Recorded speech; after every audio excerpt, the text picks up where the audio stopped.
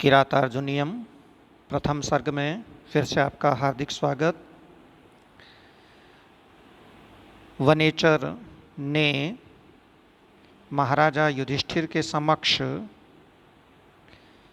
दुर्योधन के साम दाम दंड भेद इत्यादि उपायों का वर्णन किया। अब इस पद्य में उन उपायों के प्रयोग की फलवत्ता बता रहे हैं, रिजल्ट बता रहे हैं, क्या परिणाम निकल रहा है। अनारतं तेन पदेषु लंबिता विभज्य सम्यग् विनियोग सत्क्रियां फलन्त्युपाया परिब्रहिता यतिरुपेत्य संघर्षमिवार्थ संपद। तेन उस दुर्योधन के द्वारा पदेषु उचित स्थानों पर सम्यक विभज्य भली भांति विभाजन करके विनियोग सत्क्रियाम लंबिता, विनियोग सत्क्रियाम लंबिता उचित उपयोग को विनियोग कहते हैं। तो उचित उपयोग रूपी सत्क्रियाम सम्मान को लंबिता प्राप्त कराए गए। प्राप्त कराए गए कौन? उपाय हैं। तो प्राप्त कराए गए उपायः उपाय परिब्रहितायति अर्थ संपद। परिब्रहितायति भविष्य में वृद्धि को प्राप्त होने वाली अर्थ संपद धन संपत्तियों को संघर्षम उपेत्य इव मानो संघर्ष को प्राप्त करके, मानो परस्पर होड़ को प्राप्त करके अनारतम निरंतर फलन्ति उत्पन्न कर रहे हैं। तेन उस दुर्योधन के द्वारा पदेषु उचित स्थानों पर सम्यक विभज्य भली भांति विभाजन करके, यानी कब साम का प्रयोग करना है, कब दाम, कब दंड, कब भेद, किनका किसका कब प्रयोग करना है, यह भली भांति विभाजन करके विनियोग सत्क्रियाम उचित उपयोग रूपी सत्कार को लंबिता प्राप्त कराए गए।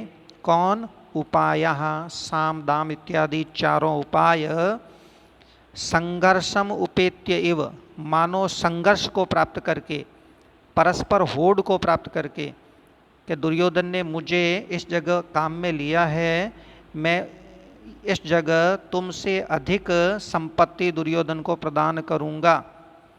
तो इस प्रकार परिब्रहितायति भविष्य में वृद्धि को प्राप्त होने वाली अर्थ संपद धन संपत्तियों को अनारतम निरंतर फलन्ति अर्थात उत्पादयन्ति उत्पन्न करते रहते हैं।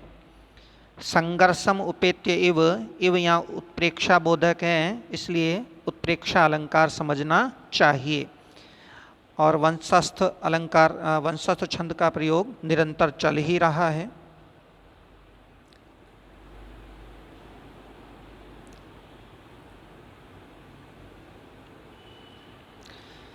अगला पद्य उस दुर्योधन की अर्थ संपदा के बारे में और राजनीतिक प्रभाव के बारे में बता रहा है वनेचर। अनेक राजन्य रथा स्वसंकुलम तदीयमास्थान निकेतनाजिरम नयत्ययुग्म छद गंधिरार्द्रताम्रसम नृपोपायन दंतिनाम मद। नृपोपायन दंतिनाम मद, राजाओं से उपायन कहते हैं उपहार को। तो राजाओं से उपहार में प्राप्त दंती नाम मद, जिनके बड़े बड़े दांत होते हैं प्रशस्त, उसको दंती कहते हैं। यह हाथी के लिए रूढ़ है। तो दंती नाम मद गजा नाम हाथियों का, मद मदजल, आर्द्रताम नयति गीला कर देता है। किसको गीला कर देता है? अजीरम आंगन को, उस दुर्योधन के सभा भवन के आंगन को गीला कर देता है, भ्रशम अत्यधिक। तो इससे आरंभ करते हैं। अनेक राजन्य रथास्व संकुलम, अनेक राजन्य सामंत राजाओं, रथास्व संकुलम रथों तथा अश्वों से, घोड़ों से, संकुलम भरे हुए, ये अजीरम का विशेषण है। तदीयम उस दुर्योधन के आस्थान निकेतन अजीरम, सभा भवन के अजीरम प्रांगण को, आंगन को, अयुग्म छद गंधी, यह मदजल का विशेषण है। अयुग्म यानी जिसमें युग्म न हो, जोड़े के रूप में न हो, तो यहाँ यह रूढ़ है, सात के अर्थ का वाचक है और सप्तपर्ण इस वृक्ष को बताता है।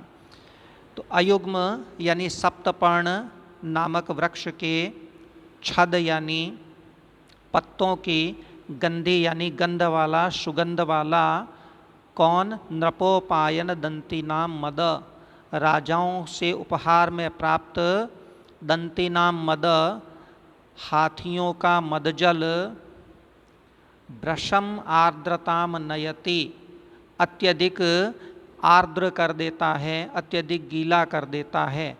कर्म यहाँ पहले ही आ चुका है, प्रांगण को, उसके सभा भवन के प्रांगण को अत्यधिक गीला कर देता है, जो अनेक राजन्य क्षत्रियों, क्षत्रिय सामंत राजाओं, रथों और अश्वों से संकुल है, भरा हुआ है।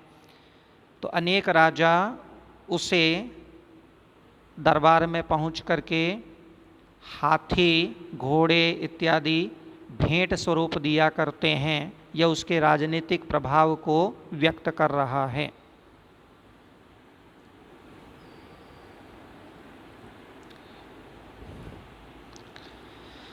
अगले पद्य में प्रजाजन के कल्याण के बारे में बता रहे हैं कि दुर्योधन ने प्रजाओं का कितना कल्याण किया है, कि प्रजाजन इंद्र द्वारा बरसाई गई बारिश पर निर्भर नहीं है। उसने जगह जगह कल्याणकारी कार्य करके नहर, तालाब इत्यादि बना दिए हैं। सुखेन लभ्या ददत कृषिवलैरक्रष्टपच्या इव सस्य संपद, वितन्वती क्षेममदेव मातृकाश्चिराय तस्मिन् कुरवश्चकासति। तस्मिन् उस दुर्योधन के चिराय चिरकाल तक, लंबे समय तक, क्षेमम वितन्वती, क्षेमम कल्याणकारी कार्य, मंगल उपाय, वितन्वती कुर्वती करते रहने पर, ये सप्तमी का रूप है, करते रहने पर, अदेव मातृका कुरवः, देव को माता न मानने वाले, देव यानी वर्षा जल पर निर्भर न रहने वाले, कुरवः कुरु नामक उसके जनपद,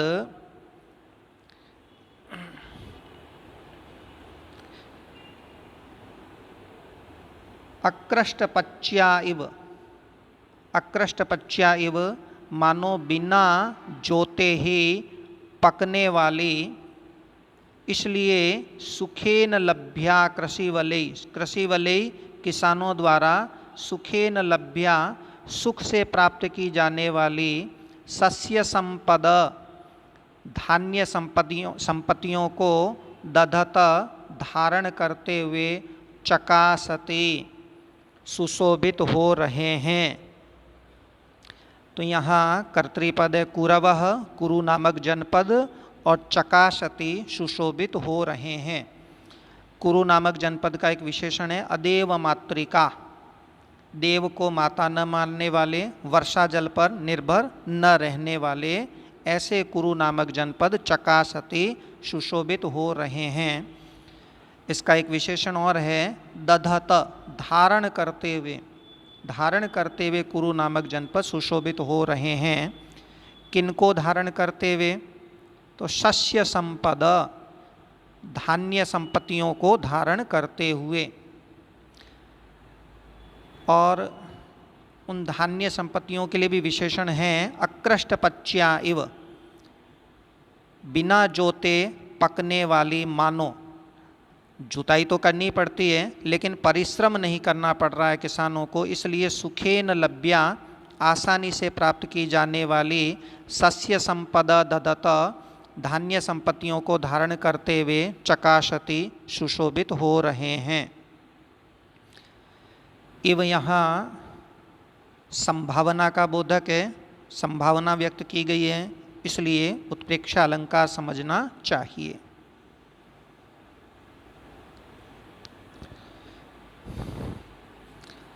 इस पद्य में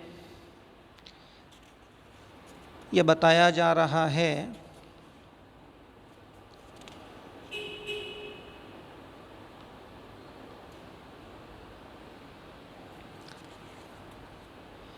कि जो वीर योद्धा हैं वो भी दुर्योधन के पूरी तरह अनुकूल हैं।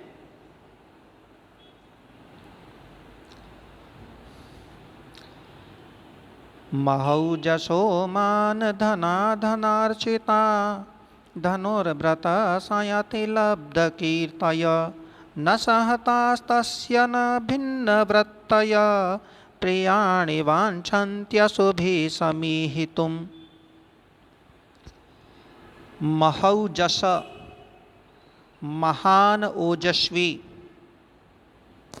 मान धना, अभिमान रूपी धन वाले, तथा धनार्चिता, धन से सम्मानित किए गए, दुर्योधन द्वारा अपने धन से कार्य होने पर सम्मानित किए गए।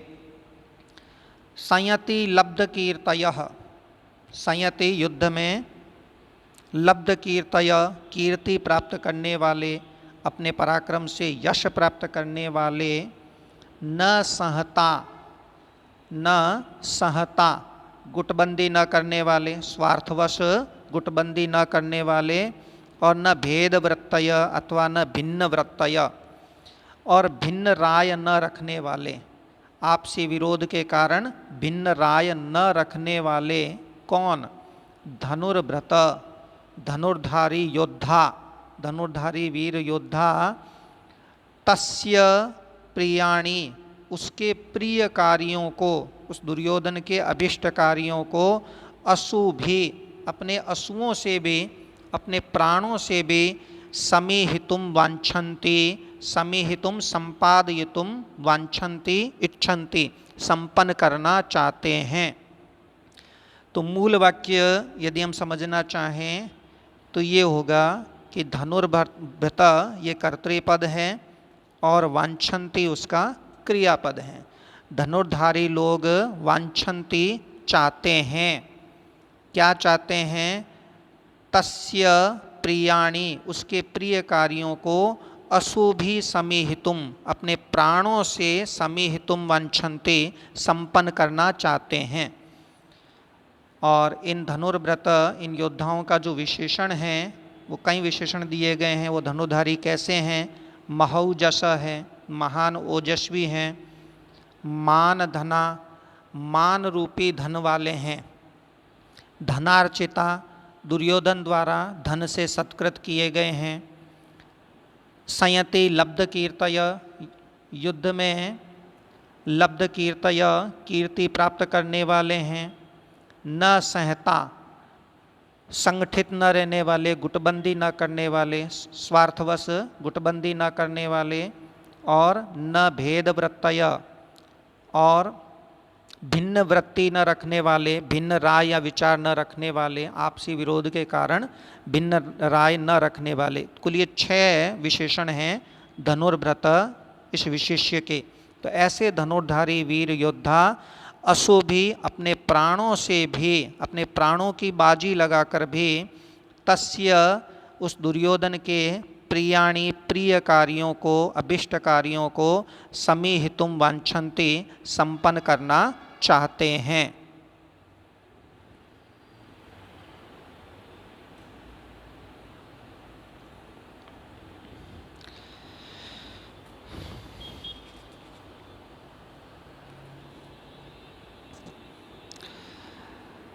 उदारकीर्तेरुदयं दयावत प्रशान्तबाधं दिशतो विरक्षया स्वयं प्रदुग्धेस्य गुणैरुपस्नुता वसूपमानस्य वसूनिमेदिनी।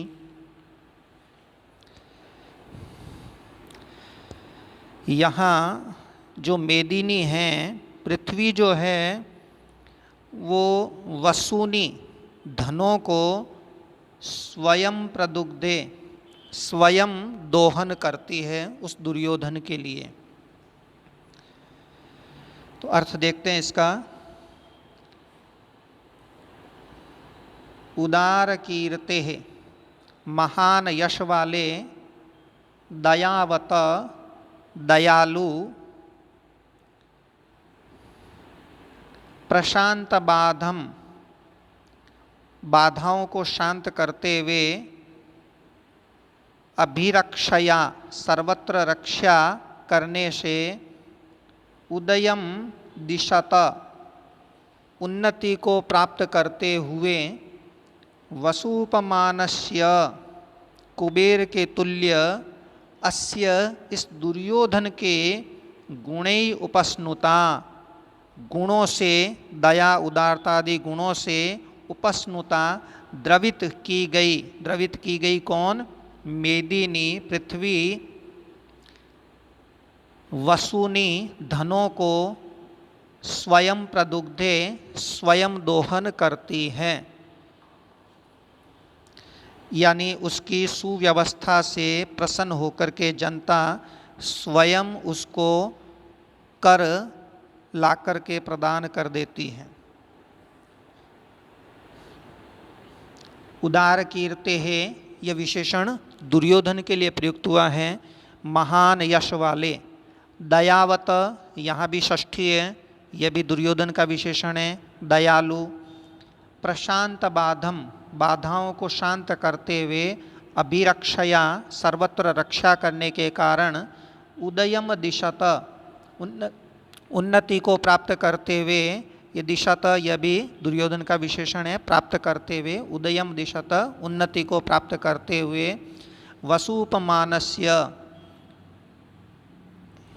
वसूपमानस्य कुबेर के तुल्य। तो यहाँ उपमा अलंकार भी छिपा हुआ है। वसूपमानस्य कुबेर के तुल्य, अस्य गुणै उपस्नुता इस दुर्योधन के, दुर्योधन कुबेर के तुल्य हैं, इस दुर्योधन के अस्य गुणै गुणों से, उपस्नुता द्रवित की गई, मेदिनी पृथ्वी, पृथ्वी को गौ के रूप में माना गया है और गाय के पास जब बछड़ा आता है तो वह द्रवित होती है, तो उसके गुणों से, यहाँ गुण ही बछड़े का वत्स का कार्य कर रहे हैं, तो उस गुणों से द्रवित हुई मेदिनी पृथ्वी वसूनी अपने धनों को स्वयं प्रदुग्धे स्वयं प्रदान किया करती है। ओम शम पुनर्मिलाम। अपना अध्ययन जारी रखें। धन्यवाद।